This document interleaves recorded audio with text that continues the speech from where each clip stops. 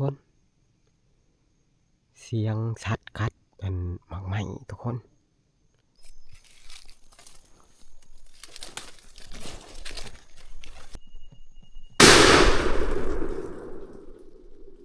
เรียบร้อยแล้วทุกคน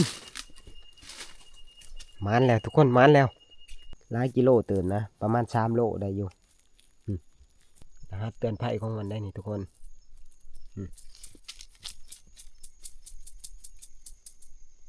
ยามมันพอคนหรือว่าศัตรูมันก็สิสันหางได้นี่นะแล่นี่โอ้เจ็บโอ้ยถึงแต่หัวมันนี่น้อยเดียวนี่โอ้เอาขึ้นไปก่อนเนาะ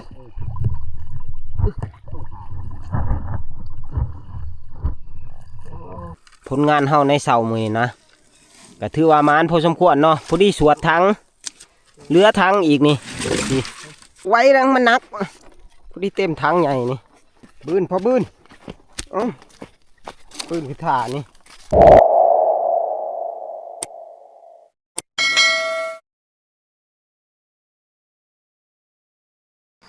ทักทายสบายดีตอนดึกทุกคนตอนนี้กาในผ่านกาสิออกไต่ตาเนาะทีมงานเฮาก็ไปเบิดแล้วแหละคือบ่าวสัญญาเพิ่นก็ไปนั่งหางเนาะส่วนพันเฮียงเพิ่นว่าสิล่อลงลองเหือนะลองเหือตามวังติวนี่เนาะตามลำเซนวนนี่ส่วนว่าเฒ่าพ่อกับพันทองเพิ่นก็ไปใส่ด่างเนาะส่วนในพันเองก็พุ่นแหละสิเลาะขึ้นไต่ตาพุ่นแหละคือเก่าทุกคนเอ้ยลุยเดียวมื้อนี้ลุยเดียวคือเก่าจักสิโศกสิมานอีหยังแหละเนาะมีแต่ว่าให้ทุกคนนี่ไปติดตามรับชมนำกันทุกคนในค่ำคืนมื้อนี้เฮาสิมีเหตุการณ์ยังเกิดขึ้นเนาะไป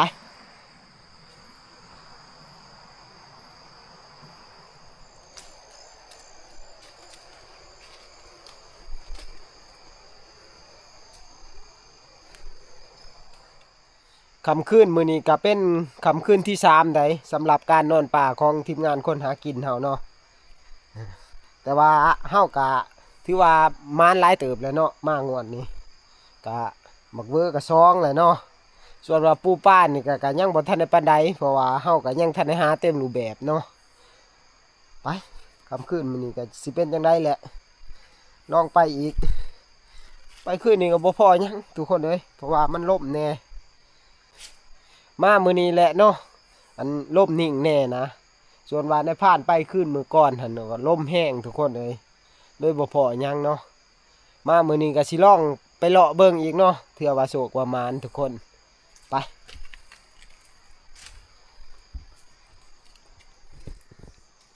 เอาเลาะขึ้นตามยอดห้องเนาะ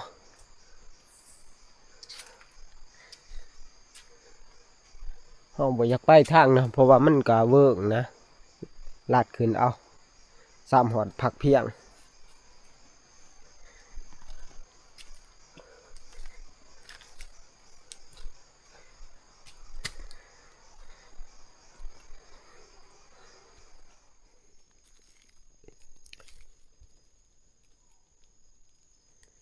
ตอนนี้เฮากามาหอด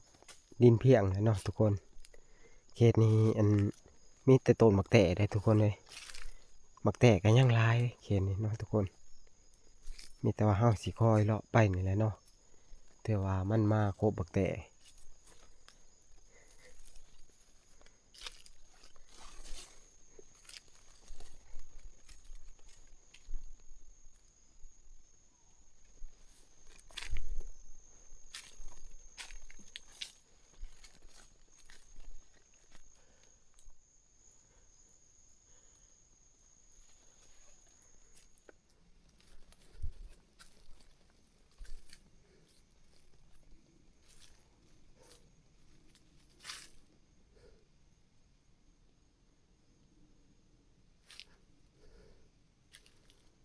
ทุกคน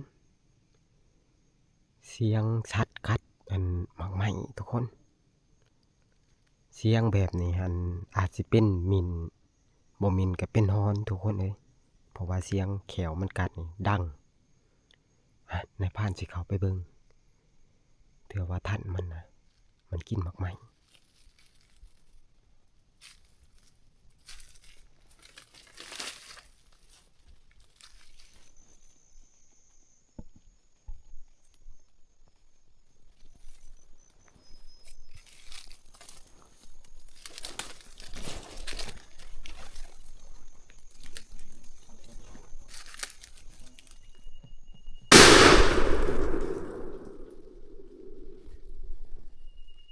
เรียบร้อยแล้วทุกคนมานแล้วทุกคนมานแล้วหมักลังน้ำหลายกิโลเติมนะประมาณ3 โลได้อยู่เกือบจะเต็มโสดในผ่านได้ยินอันเสียงมันกัดปังไม้พูนและอยู่ลุ่มพุ่นเนาะก็เลยจอบเข้ามาพอดีเห็นแล้วก็ทับใส่เลยทุกคนเลยมันแล้วเต็มหนึ่งในค่ำคืนมื้อนี้เนาะในผ่านก็สิเอาออกไปปลาไปทางนะแล้วก็สิออกไต่ตาต่อทุกคนไป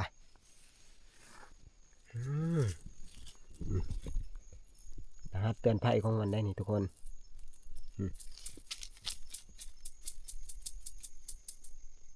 ยามมันพอคนหรือว่าศัตรูมันก็สิสันหางนี่นะแค่นี่นี่คือลังน้ำหน่อยนะมันก็ตระกูลเดียวกับมินนั่นแหละทุกคนแต่นี่เขาเอิ่นว่าฮอนเนาะมินนี่ก็ขายกันกับฮอนเนาะโตก็อยากขายกันนั่นแหละเหมือนกันเบิดแตกต่างที่ว่าคนทุกคนมินสีเหย้าแหลมใหญ่แต่ว่าตัวนี้มันสีขนสันแต่ว่าขนเปแต่ว่ามินมันสิขนกลมขนแหลมนี่ก็แหลมคือกันเนาะย่ำปักคนนี่ก็ปวดเด้ทุกคนคนนั่นสัตว์ประเภทนี้ไปมันออก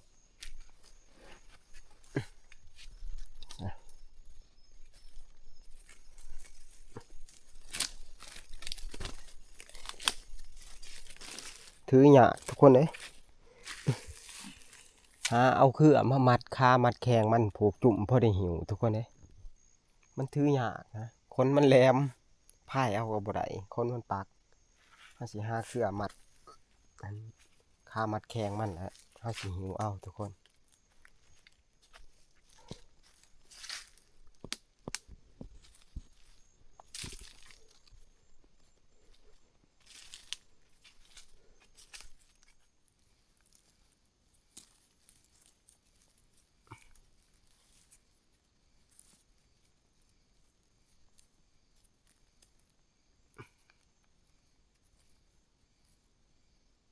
ไปวันนี้ทุกคน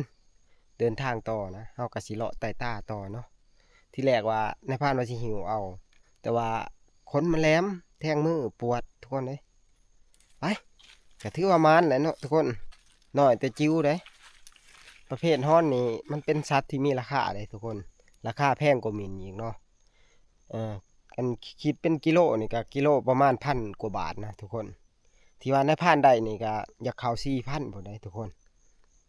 ราวๆ4,000 บาทพุ่นเลยเนาะถ้าว่าเฮาได้เป็นนะถ้าว่าได้ใต้นี่ก็ราคามันก็สิลดแหน่จังหน่อยแต่ว่าในพานก็บ่ค่อยได้ขายดอกว่าเฮาเพื่อเฮาเมื่อมันก็เป็นเนื้อแห้งเขาก็บ่อยากซื้อแต่ว่าเขาซื้อก็ซื้อเนื้อเปียกมันทุกคนซื้อโตสดๆนะไปมานี่คอยเลาะเมื่อแหละเนาะเพื่อว่าพบพออีกอย่างอีกเนาะว่าเฮาเลาะตามเส้นทางนี่ก็บ่ทันได้สุดได้ทุกคนไปถ้าว่าบ่เดึกนี่ก็ในพานก็สิลงเรือกับพันเฮียงเพิ่นเนาะไปทุกคนเวอร์กินบักแท้ทุกคนเอ้ยเขาเพิ่งไปได้เด้อันนี้มันก็แป้นถีบเลยนี่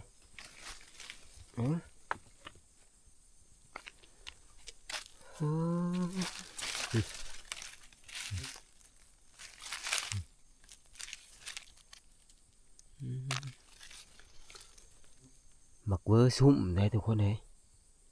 มันข่าวบักแท้นะโอ้เป็นไปเบิดเลยทุกคนในพื้นที่เป็นตูเติบเลยแต่ว่าในบักแท้นี่ก็ยังร้ายอยู่ต้นนี่ยังร้ายอยู่ในบักแท้นี่ยังพอมี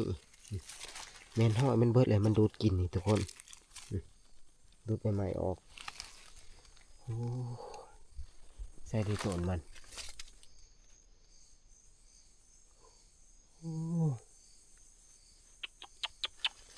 โอ้ทำเลก็ดีอลีทุกคนเอ้ยนี่ถ้าแม่นเฮามานั่งห่างอยู่ว่ามานั่งพกนี่เฮาต้องขึ้นหินงูนใหญ่ๆตัวนี้เนาะ อยู่ยอดสูงๆนี่พอดีโหลดช่องลงมานี่เห็นแถวนี่เบิดนี่บริเวณที่มันกินบางทีนี่แปลนไปเบิดนี่โอ้ถ้ามีโอกาสนี่ในพานสิมานั่งหรือว่าให้ทีมงานเฮามานั่งนี่นั่งหินงูนี่เหมาะอีหลีทุกคนเข้ามานี่เห็นเบิดโหลดนี่บ่ว่าเบื้องหน้าเบื้องหลังนี่เห็นเบิดนี่ทางแปลนซุ่มซ้ำเขานี่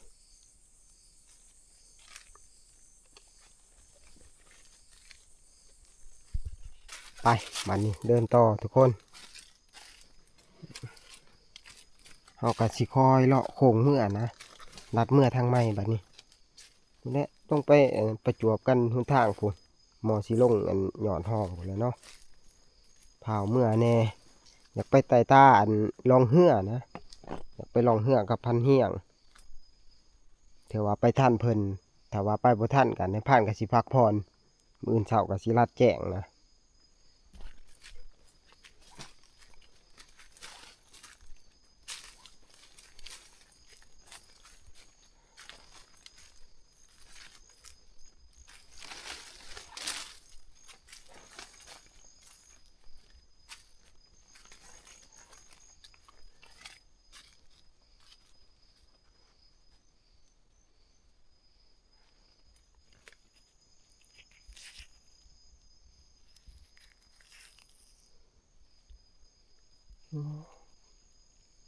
ยังว่ากัดดอกแค่ทุกคนมีสัตว์กัดดอกแค่เลยอยู่นี่มีต้นดอกแค่เด้อ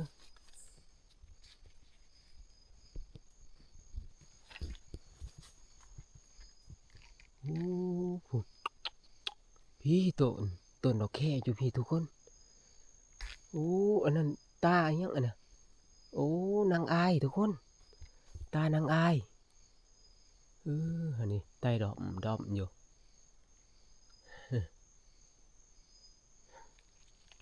โอ้นางอายก็กินดอกแค่เด้อทุกคนในพานก็บ่เคยเห็น นางอายก็กินดอกแค่พูด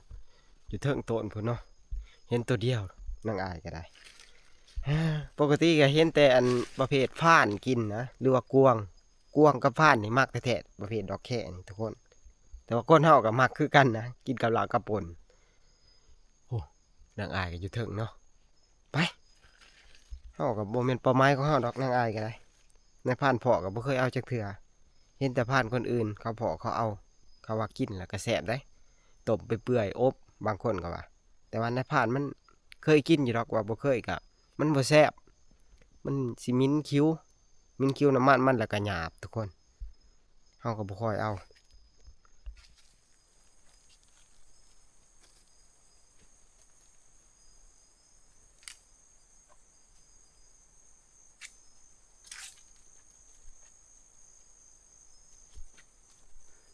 วันนี้เฮาก็มาหอดหย่อนห้องที่ว่าไหลลงใส่ถาบเฮาเลยเนาะในผ่านก็สิลัดลงเมื่อเลยแหละกระเทินเลยสิไปไต่ตาต่อกะจักจังไดก็บังได้แตกแล้วเนาะยันว่าชัดมันตื่นเพราะว่าเส้นทางคนน่ะมันก็บ่ไกลปานใดในผ่านก็สิโง่ขึ้นทับแต่ว่าบ่เดึกบ่ดื่นก็สิออกลองเหือไต่ตาคือเว้าหั่นแหละจักว่าพันเฮียกไปปลาแล้วก็บ่จักเนาะ ไป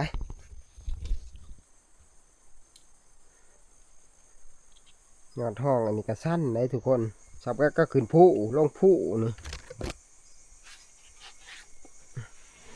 ย่างกันระวัดระวังเพราะว่ามือนี้แข้งหักได้เด้เพราะว่ามันเป็นศอกหินศอกอะนะ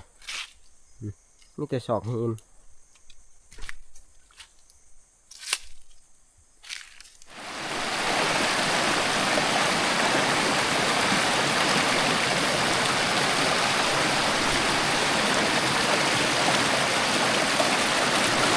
ตอนนี้เฮากับมาหอดทับเฮาเลยเนาะทีมงานเฮากับนอนแบบสลบสไลด์เลยนะโอ้ยพันท่องบุท่านได้ไปทางใดบ่พันเฮียงไปเหรอ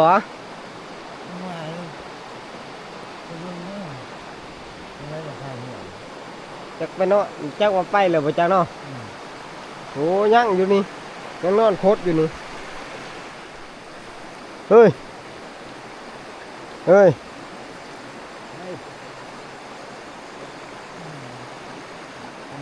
ไปตีไปไปลองเหือแต่ว่าสิลองเหือบ้าเลยได้หนิโอ้มาหรือว่าไปเลยนอนแบบสลบสไลด์เลยทีมงานเฮาก็ได้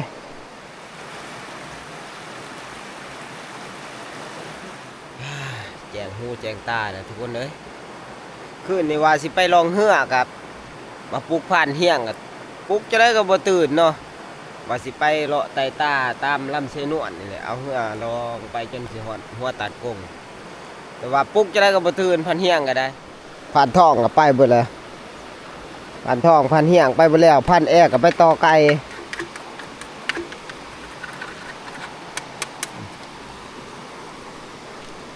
เนี่ยสร้างวังชาเฮาก็ได้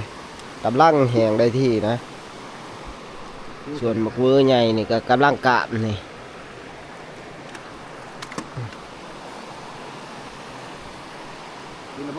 พ่อกับนกคนลังน้ำตูนในผ่านมานขึ้นนี่เลยเนาะถ้าว่าได้เป็นหันราคา3-4,000 บาทพอได้ครับพ่อโล1,000ปลายกว่าบาทได้ไม่ธรรมดาได้ลังน้ำเนี่ย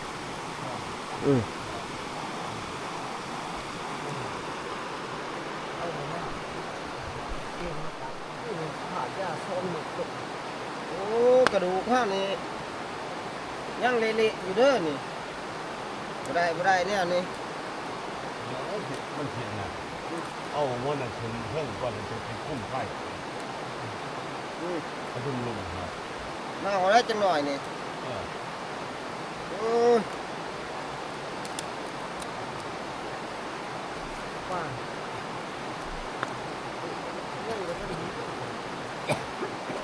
เอาสิหลอดขึ้นมาทึกนี่เนาะ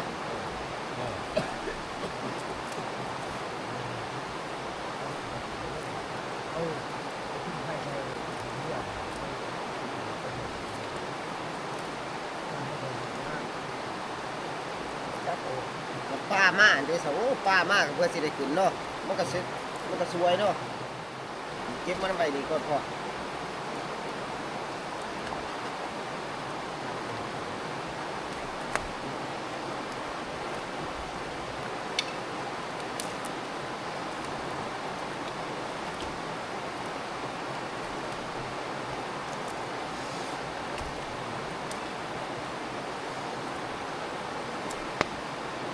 เราเก็บออกกระยามันสำคัญหัวมันนี่มันนานเหรอหัวออก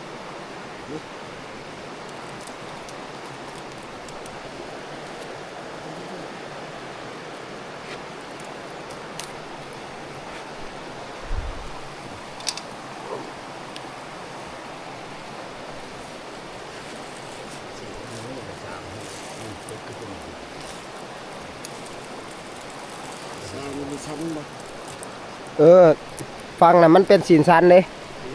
แยกไว้ต่างหาก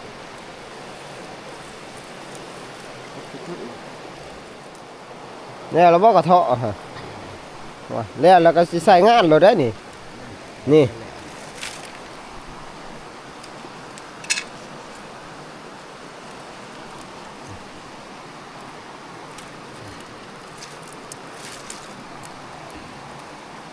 เต็มบ่อนอกกระเทาะตัวนี้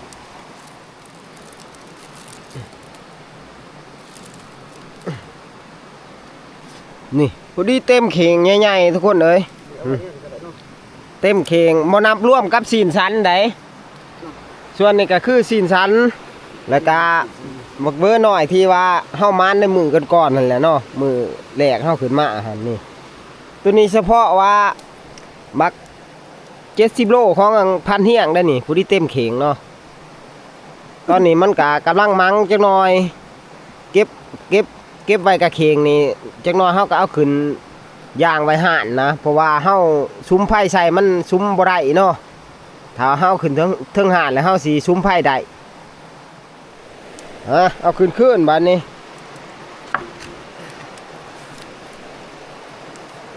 ตัวนี้เอากระดูกขึ้นบ่ต้องหันสูงนี่พอบัดเนื้อได้ซะเอาไว้น้ำกันนี่บ่เนื้อ เนื้อตั้งไปนั่นกัน ฮะ กินดิ โอ้ยเพิ่นยังให้อยากให้อยู่แล้วบ่เจ้าหันบ่เอา เป็นหยาดเป็นนิ่งนะ แต่นี่เขาเพิ่นเจ้ามันท้อความจริงเบิ่งมันสิหยัก โมน้ำว่าอย่างชิ้นนิ่งจักจมูกเอาไผ่ใส่ตามันชิกไผ่ใส่อยู่ก็ยังหนออกหน่อย โอ้คืนนี้ก็พ่อเนาะบักถอกเนาะโอ้ย ทำกล้วย ปาดโท เพราะว่ามือกวเขา มันดูดบ่เลยจังไดอันนี้ กลางงานว่า โอ้ นี่เสียงมันชัดปักเนี่ยปักซื้อหู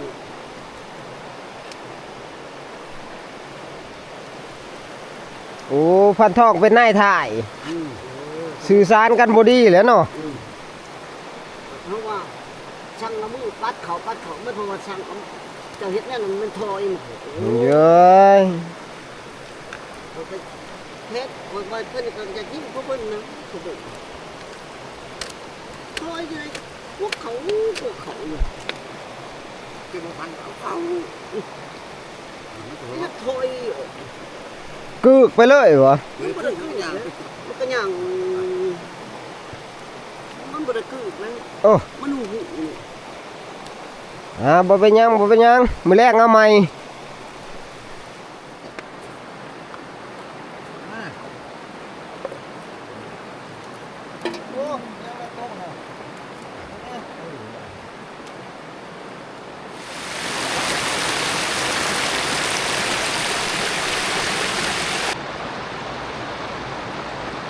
ไปบัดนี้หลังจากเฮาเมียนหิงเมียนไห้แล้วเฮาก็สิไปดำด่างต่อนะทุกคน ไปหื้อคาย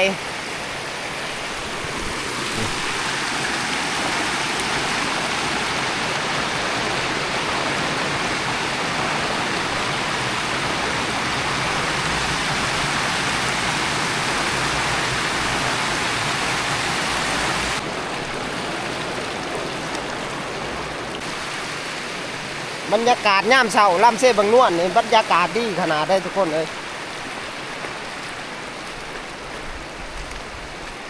ไปบัดนี้ไปลุ้นกันว่าอันด่างของเฮาสิถือหรือบ่ถือนานในค่ำคืนมื้อนี้เมื่อวานนี่ถือน้อยเดียวเมื่อวานนี่ถือบ่หลายเนาะแต่ว่ามื้อนี้อันเขาพอเราไปใส่อยู่วังเทิงเนาะบ่ฮู้ว่าสิถือหรือบ่เนาะไปเบิ่ง เนี่ยพวกพ่อนี่ โอ้ยอยู่ลำเสนวนไผเคยมีกกสมพอ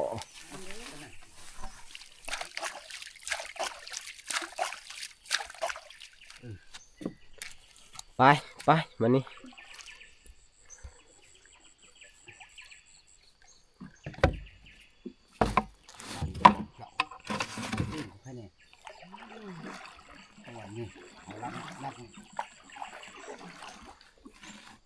โอ้ยสมองบ่ค่อยติดเนาะ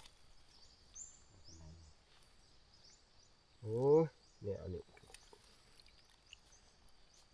พากันขึ้นโลดเนี่ยนี่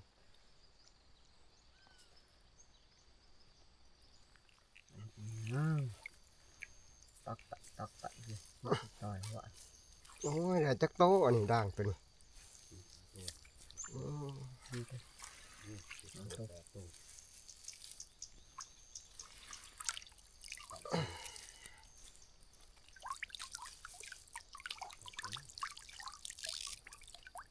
เอาขึ้นมาเถอะ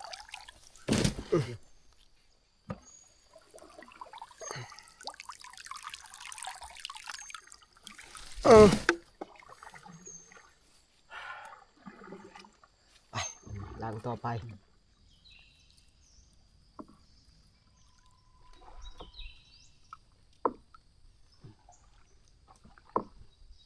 โอ้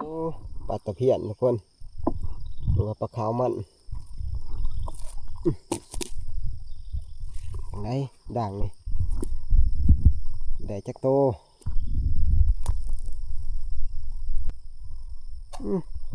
ปุ่นตัวหนึ่งปุ่นป้ายังตัวนี้โอ้ตัวนี้กับปลาขาวมันคือกันนี่ตัวใหญ่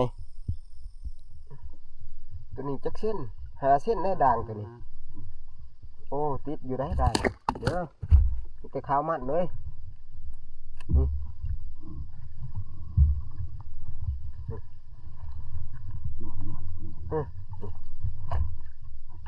ระดับพามือจ่างมันไปเป็นคูนอกป่านี่เนาะ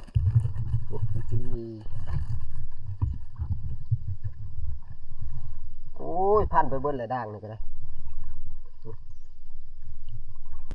ก่อยป้านี่ก็กินเดือนเลยโอ้คิดว่ารูดเลยก่อยปลาขาวมันนี่เมื่อตอนนั้นแห้งป่านี่โอ้ดีโลด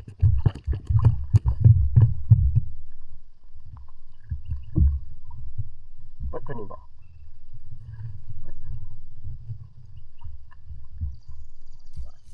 โอ้ยแต่จักโตอันนี้ด่างตัวนี้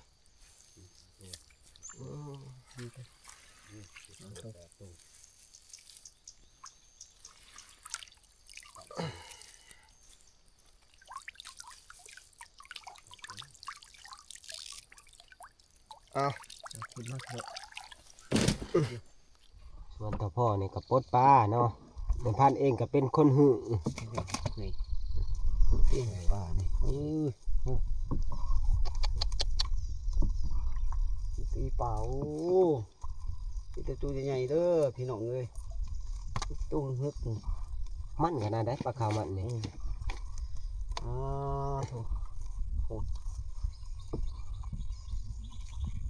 เขาผูกมันเขาแก่ขึ้นหรอครับเอาไปผูกมันใช่เขาไปเขาเห็ดด่างเขาไม่ตัวใช้ค่อยขาเด้อ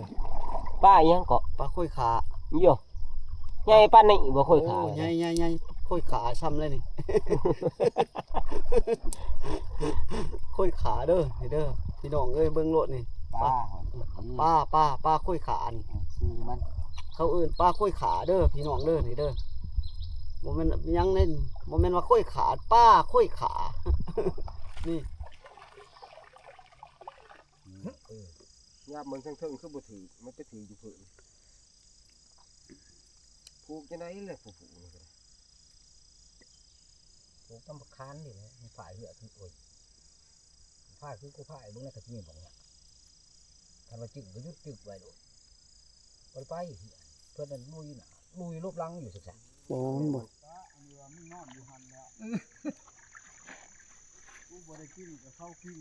ด่างใหญ่ขัดใส่กันไปอีกเบิดมาถึงเนาะพ่อใหญ่เนาะตัวเดียวโอ้ฮันดิ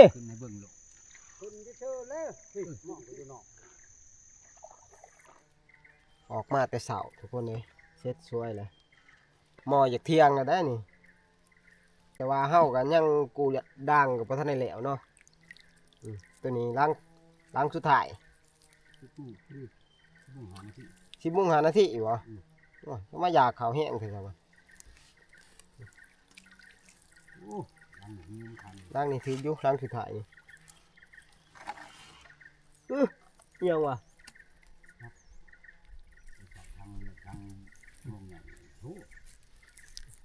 บ่มีใส่เกลือโอ้สร้างดิโอ้ยยุงไปเลยอันนี้สร้างดิขึ้นเถอะไปบ้านนี้งูทับเฮาเอาโมนั่นเด้อหิวเข่าเลยล้างสุดท้ายก็ถืออยู่ทุกคนเอาโมนั่นมาแล้วนี่แต่ปลาจาดนะปลาขี่กระเพาะ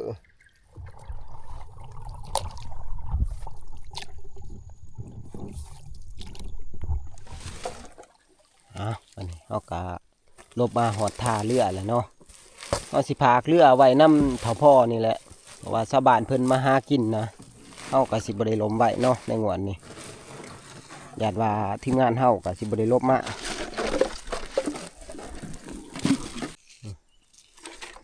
นี่ทุกคนผลงานเฮาในเสาร์มื้อนี้นะก็ถือว่ามานพอสมควรเนาะพอดีสวดทั้งเหลือทั้งอีกนี่ซุ่มในคายนี่เฮาก็บ่ทันได้ปลดนี่แม่นเบิดนี่พอดีสวดทั้งเนาะไปกันนี่ลำเลียงขึ้นเฮาโตปลดบ่เบิดนี่เด้ซะเฮ็ดจังได๋ เอาใส่เบิ่งก่อน ใส่ตองนี่บ่ ไว้จะเก็บก่อน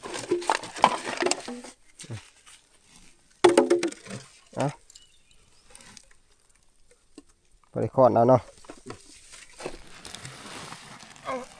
โอ้บ่ธรรมดาเด้พอด่างเฮานี่ก็ได้ไป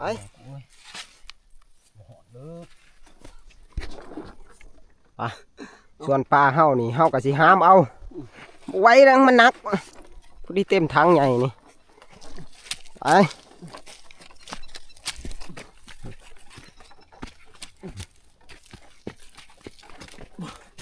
บืนพอบืนบืนคือถ่านี่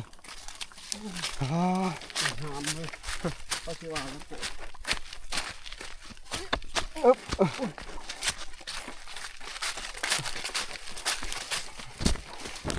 เอาบืน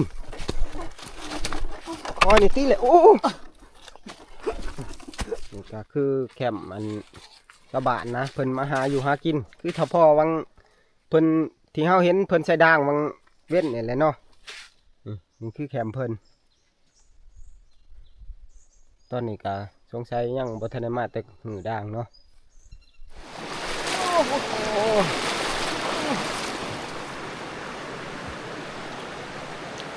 ตอนนี้เฮากะมาหอดทานทับเลยเนาะหิวเขาวทุกคนเลยตอนนี้กะไปแต่เช้ากันจนเที่ยงเลยเนาะเฮากะให้ทีมงานเฮาสำเร็จป้าส่วนในพานเองกะสิไปหาอันปั้นเขาก่อนทุกคนเลยเพราะว่าเฮาหิวเขาวนะถือว่ามานพอสมควรในเช้ามื้อนี้ แม่นสมควรเถิบ มอบให้ทีมงานเด้อบัดนี้ไปหากินข้าวก่อน ไปรอด โอ้ปัญญาจอยได้เห็ดแหละนะ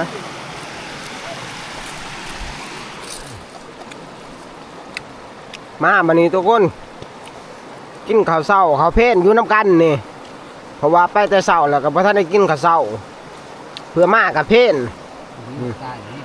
กินก่อนหมู่เฮาส่วนถ้าพ่อยังปิ้งประหลาดอยู่ ปีนประหลาดได้บริกิปีประหลาดบ่ย่อม ตัวบางใหญ่มันโอ้ปิ้งท่าประแดกอีก แม่น ในบ้านนี่กินก่อนแหละเพราะว่ากับบริกินประหลาดมานี่ก็สมหมูปลากับมีนี่ส่วนนี้ก็คือต้มไก่ ตุ่มไก่ได้มีแต่ พันทองเพิ่นไปต่อไก่เพิ่นมานตัวหนึ่งเสาร์นี่ มันจะกระดูกนี่จนดำบ่ได้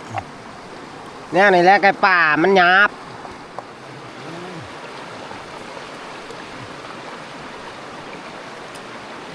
เละสมมูลว่ามันหยาบกินมาได้ก็ได้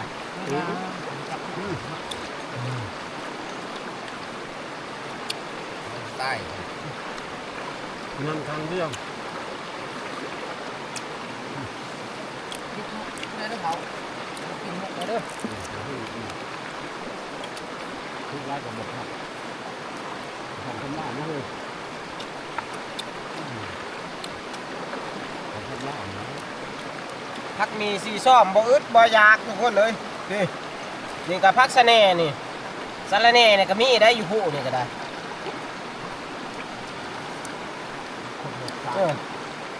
ธรรมชาติล้วนๆบ่มีสารเคมี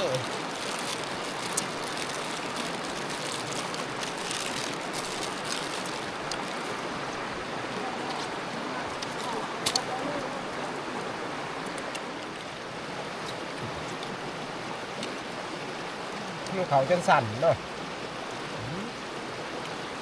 จะพอจังได้บ่สั่นที่เขามันปีกประหลาด พออยู่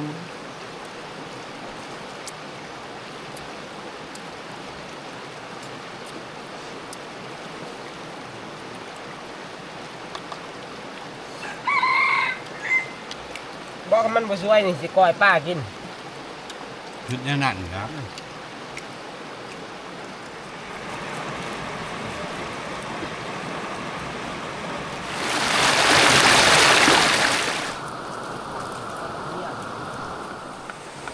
นอนเพื่อนจะเก่งย่ำไรหมูเมือเลยเก็บแต่บริจอยลุกมากินกับพี่สุดยอดโอ้ยไม่ไหว ลูกสิลูกบ่กินของพี่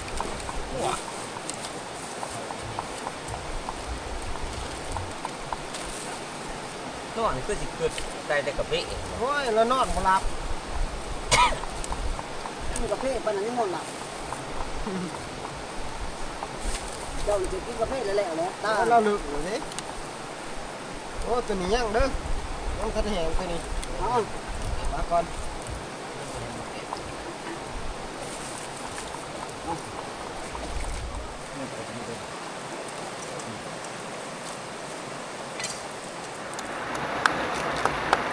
เพื่อนมากนะตลกเลย